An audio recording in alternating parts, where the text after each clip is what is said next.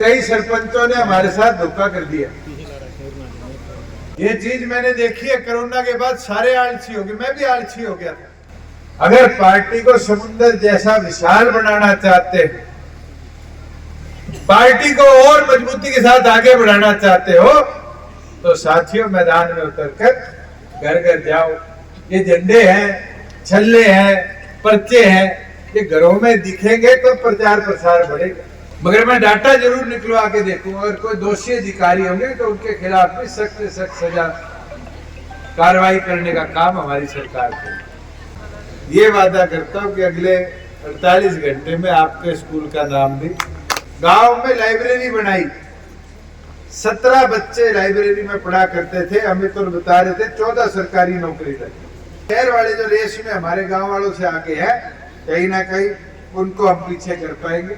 मैंने Indian oil से request करी थी 20 स्ट्रीट लाइट सोलर वाली, वो मैं आपके गांव को दे दूंगा। इंडियन जहां ये आपकी छोटी छोटी गलियां और ढाणियों के रस्तों की बात है, ये अब्बा की साथ इनके भी एस्टिमेट भिजवा दोगे तो ढाणियों के रास्ते भी पक्के हो जाएंगे। आज तो राजनीतिक लोग 80 साल तक करते हैं, 35 का हूं तो भी 45 साल तो थारी सेवा करूंगा नहीं करूंगा।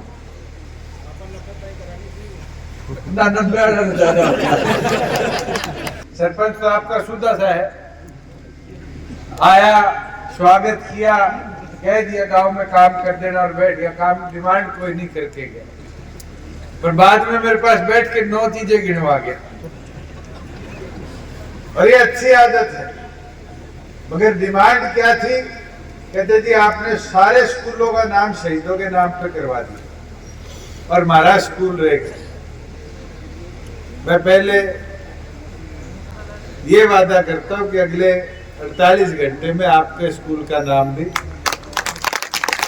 गांव के शहीद राजवीर सिंह के नाम पर हम करवाएंगे। आशी में आया था अपने निशात मलिक के नाम पर हमने स्कूल का नाम करवाया, डंडेरी गांव। और उस मुहिम को जब आगे लेके गए तो एक साथ पिछले साल 15 अगस्त को 550 से ऊपर स्कूलों का नामकरण। बुजुर्गों, युवा साथियों, ये एक मुहिम नहीं है, ये अगली पीढ़ी को बताने का एक अवसर है कि हमारे गांव के एक वीर योद्धा ने कैसे इस देश की सुरक्षा में अपना बलिदान दिया।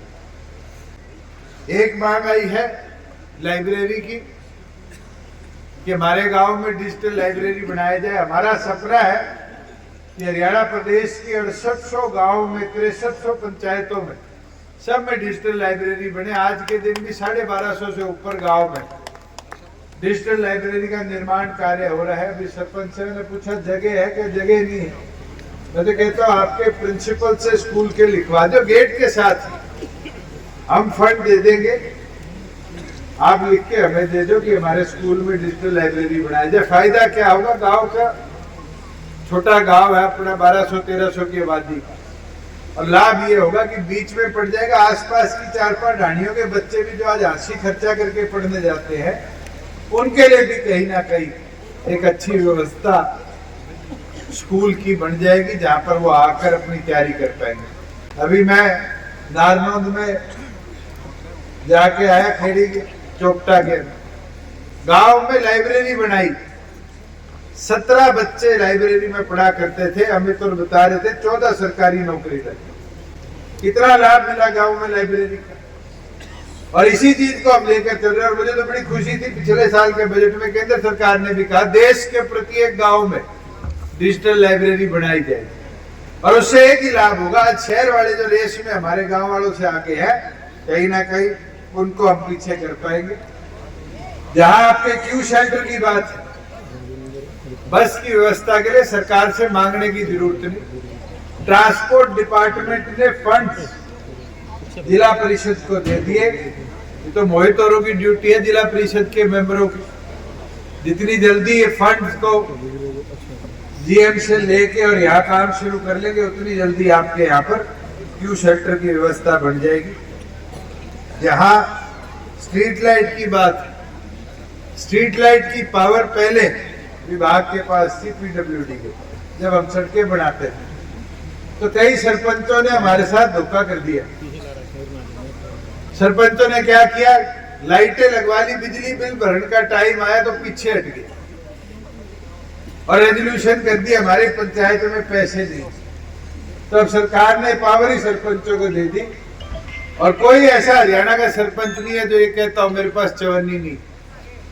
अगर आपके यहाँ 1200 की आबादी है तो 2000 रुपया प्रति व्यक्ति साल का 24 लाख रुपया ग्राम पंचायत को सरकार देगी ही देगी और उन्हीं के साथ ये व्यवस्था बना पाओगे। मगर जहाँ स्ट्रीट लाइट की बात है, मैंने इंडियन ऑयल से रिक्वेस्ट करी थी 20 स्ट्रीट लाइट सोलर वाली, वो मैं आपके गांव को दे दूंगा। इंडियन ऑयल से CSR में मेरे पास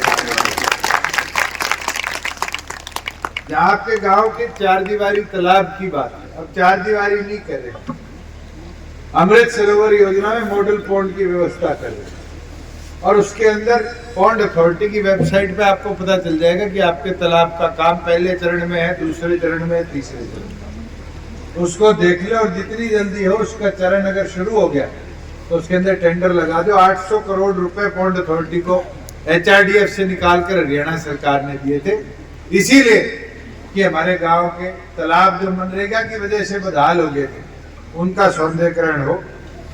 जहाँ ये आपकी छोटी छोटी गलियां और ढानियों के रस्तों की बात है, ये अब योजना फरवरी के महीने में हम कोशिश करेंगे खेत खलिहान योजना में 25-25 किलोमीटर दिए जाए। मैं चाहूंगा कि साथ ही साथ इनके भी एस्टीमेट भिजवा दोगे तो ढाड़ियों के रास्ते भी पक्के हो जाएंगे और लोगों को खेतों में जाने की व्यवस्था भी और अच्छी हो जाएगी। अब मैं एक निवेदन आपसे करता हूं कि ये तो हो गए काम की, विकास की, डिमांड की। अजीत जी ने जो बात रखी वो बात रखी कि हमारे ये काम हो गया या ये काम हो सकता है। पानी का टैंक नहीं था, बन गया, सड़क बनी, कनेक्शन हुए, आसपास के गांव में कितना हुआ, छोटा नहीं है। मैं परसों विभाग की मीटिंग में मैंने डाटा मांगा कि पिछले 4.25 साल में हमने कितने किलोमीटर सड़कें ठीक करी, तो मुझे खुशी होती है बताते हुए कि छोटी बड़ी सारी मिला के 30,000 किलोमीटर हरियाणा के इतिहास में पहली बार सबसे ज्यादा रोड नेटवर्क। मगर हम इसका प्रचार नहीं करेंगे, चुप बैठे रहेंगे। आज पीला राशन कार्ड हो, EWS सर्टिफिकेट हो, आज किसी का कास्ट सर्टिफिकेट हो, और तो और बुढ़ापा पेंशन के लिए भी दफ्तर में नहीं जाना पड़ता। 60 साल के होते ही बूढ़े को 3,000 रुपए खाते में आने लग जाते, फॉर्म भरने की जरूरत नहीं। सबसे बड़ी समस्या क्या होती थी किसान के लिए? फर्ज लेना। हाँ तो 2 मिनट लगते हैं, CHC सेंटर में जाओ, 20 रुपए दो, साथ ही साथ फर्ज काट जाओ। मगर दिक्कत क्या है कि हम इसका प्रचार नहीं करेंगे, चुप बैठे रहेंगे। कांग्रेसी कुछ बोलते रहे, हम चुप रहेंगे। आज आपने मुआवजे वाली बात बताई, ये तो मेरे लिए भी गंभीर विषय है कि मुआवजे के अंदर आपके गांव या आसपास की ढाणियों को क्यों छोड़ा जाता है। मगर मैं डाटा जरूर निकलवा के देखूंगा, अगर कोई दोषी अधिकारी होंगे तो उनके खिलाफ भी सख्त से सख्त सजा कार्रवाई करने का काम हमारी सरकार को। भाई मैं मेरी माताओं बहनों से कहना चाहूंगा, आज 50% आबादी आपकी है, वोट 50% है। हमने तो वादा पूरा किया कि पंचायती राज में 50% हिस्सेदारी आपको देनी थी, वो दे पाए। आज सरपंच, जिला परिषद, ब्लॉक समिति, मेंबर पंचायत, चेयरमैन, हर दूसरी कुर्सी पे एक महिला बैठी। पर एक वादा आप लोग भी करो, ये 33% राशन डिपो में हिस्सेदारी दे पाए, पर जो वादा आज चाहिए वो इस संगठन को बढ़ाने में, पार्टी को आगे बढ़ाने में अपनी हिस्सेदारी को भी 50% करने का काम है।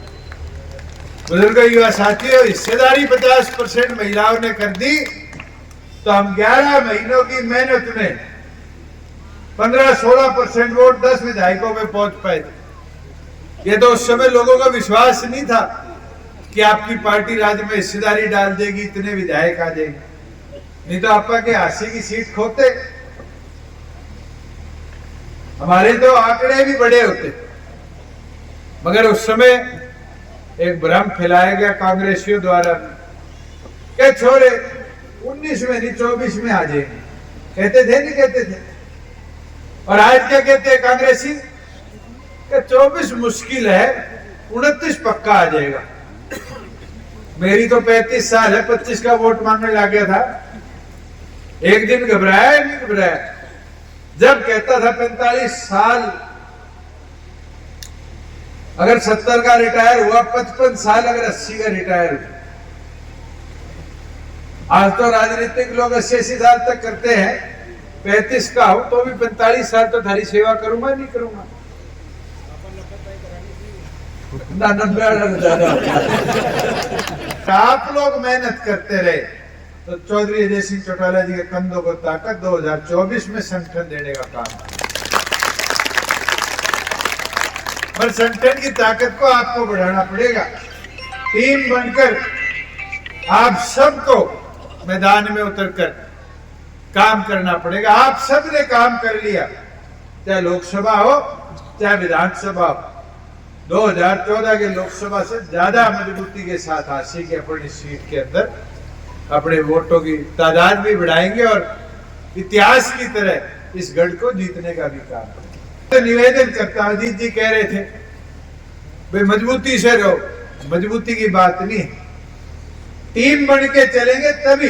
गिले शिकवे तो घर में भी होते हैं, भांडे बर्तन तो घर में भी बजा करते हैं नहीं करते, पर घर में बैठ के चर्चा करके विषयों को निपटाया जाता है। और मैं तो आपको कह देता हूं कि आज आपकी ताकत है, ये जो टीम स्टेज पे आपके पास है, इस टीम की ताकत को कोई बढ़ा सकता है, आगे ले जा सकता है, घर घर तक पहुंचा सकता है, तो कोई पार्टी का पद अधिकारी नहीं, आप जैसा मेहनती कार्यकर्ता पहुंचा सकता है, आप जैसा साथी पहुंचा सकता है। चौधरी अजय सिंह चौटाला जी का, जिसने बंसीलाल जी की लहर के अंदर भी इस गढ़ के अंदर फतेह करने का काम किया। और वो मुमकिन जब ही है जब निस्वार्थ भाव से मैदान में उतरकर पार्टी संगठन का काम करोगे। मैं तो हल्का प्रधान के तौर पर दोनों को, राहुल को भी मोहित को भी कहूंगा, बूथ योद्धा पे काम करो। अगर बूथ पे वोट लानिया, लिस्ट में वोट चेक करनिया, वोट तक पहुंचानिया, कोई दिल्ली बैठा है उस वोट को पकड़ के लानिया, अगर हम मजबूती के साथ बूथ पर बना पाएंगे तो आपको कोई नहीं हरा पाएगा। आज 19,500 बूथ, 19,500 बूथ योद्धा बनाने आसान है, पर असली योद्धा वो होगा जो बूथ पे पार्टी की फतेह कराने का काम करेगा, पार्टी को जिताने का काम करेगा। और जिस दिन हमने अपना बूथ जिता दिया, हमें कोई हरा नहीं सकता। कहावत है ना, बूंद बूंद जोड़े घड़ा भरता है और बूंद बूंद जोड़े समंदर बनता है। अगर पार्टी को समुद्र जैसा विशाल बनाना चाहते हैं, पार्टी को और मजबूती के साथ आगे बढ़ाना चाहते हो, तो साथियों मैदान में उतरकर घर घर जाओ। ये झंडे हैं, छल्ले हैं, पर्चे हैं, ये घरों में दिखेंगे तो प्रचार प्रसार बढ़ेगा। और चौधरी देवीलाल जी हमेशा एक बात क्या करते थे, हवा बनाओ, हवा बनाओगे तो आ जाएगा। पर हवा कैसे बनेगी? जब करे हुए कार्यों का प्रचार करोगे। एचटेट का पेपर होता है 300 किलोमीटर दूर, राज बनते 50 किलोमीटर कराया नहीं कराया, मगर प्रचार नहीं करेंगे 4 लोगों में बैठ के। हम अनेक ऐसी चीज है जो आपके संगठन की ताकत ने प्रदेश के अंदर बदलाव के लिए करने का काम किया, मगर समय आने पर उसका प्रचार कौन करेगा, उसकी बात कौन रखने का काम करेगा? साथियों, तो कार्यकर्ताओं ने करनी है। चौधरी देवीलाल जी का एक कार्यकर्ता 100 कांग्रेसियों के मुंह बंद रखा करता था, पर आज के दिन पता नहीं क्या कमी है, या तो ये राज्य का नुकसान है कि अपना कार्यकर्ता चुप बैठने लग गया, अपने कार्यकर्ता ने बताना छोड़ दिया। जब तक बताओगे नहीं कि काम क्या करें, विपक्षी को कमजोर नहीं कर पाओगे। और जिस दिन बताना शुरू कर दिया, उस दिन वादा आपको करता हो, आपके खिलाफ बोलने खड़े नहीं रहेंगे। किसी से ये तो पूछ लो कि जननायक जनता पार्टी ने पिछले 4.25 साल में गलती क्या करी है, जवाब नहीं है साथियों किसी के पास। उनसे पूछने का काम करो।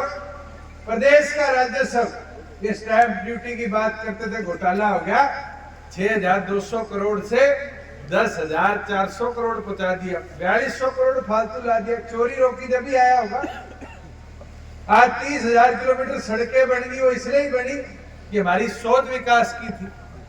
आज 40,000 करोड़ का निवेश फैक्ट्री लगने में हरियाणा प्रदेश में 4.25 साल में आ गया।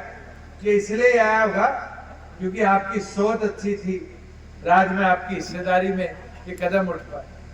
और इसलिए आपसे विनती करता कि आज लगोगे इस प्रचार में, तभी जाकर पार्टी का प्रचार प्रसार बढ़ेगा। और एक चीज मैं आज सभी कार्यकर्ताओं को कह देता हूं, ये पद अधिकारी कोई सा हंडेगा फिरेगा नहीं तो मुझे शिकायत नहीं करती। ये चीज मैंने देखी है, कोरोना के बाद सारे आलसी हो गए, मैं भी आलसी हो गया था।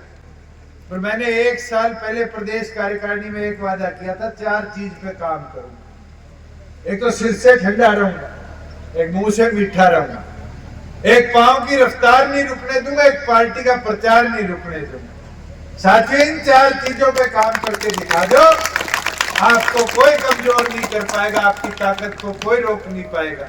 मैं तो आज इतनी प्रार्थना करने आया था, 1-2 गांव की और मांग है। एक ट्रेडिशनल हमारे पड़ोस के गांव में पानी पहुंच जाए, उसके लिए वाटर वर्क्स के कोई अप्रूवल के लिए गया हुआ है। अब जल्द उसको भी अप्रूवल दिलाने का काम करेंगे। 1-2 और गांव की छोटी छोटी मांगे थी जिनके मैंने पहले एस्टिमेट बनाने दिए हुए थे, क्योंकि पीछे सरपंच साथियों ने धरने दिए, कई जगह आगे पीछे हो गए एस्टिमेट, कई जगह वापस नई योजनाओं के तहत बनाने के लिए कहा गया। तो सारे रिवाइज कराकर तुरंत हम भिजवाने का भी काम करेंगे और उन ग्रांट के माध्यम से आसी के अपने क्षेत्र को और विकसित करेंगे। मैं तो दोबारा आप सब ने गांव में आने पर जो मान सम्मान दिया, इसके लिए आभार प्रकट करता हूं और यही निवेदन करता हूं, संगठन की ताकत बढ़ाओ, संगठन को आगे बढ़ाओ। आप सब आए, पूर्ण आप सबका बहुत बहुत धन्यवाद।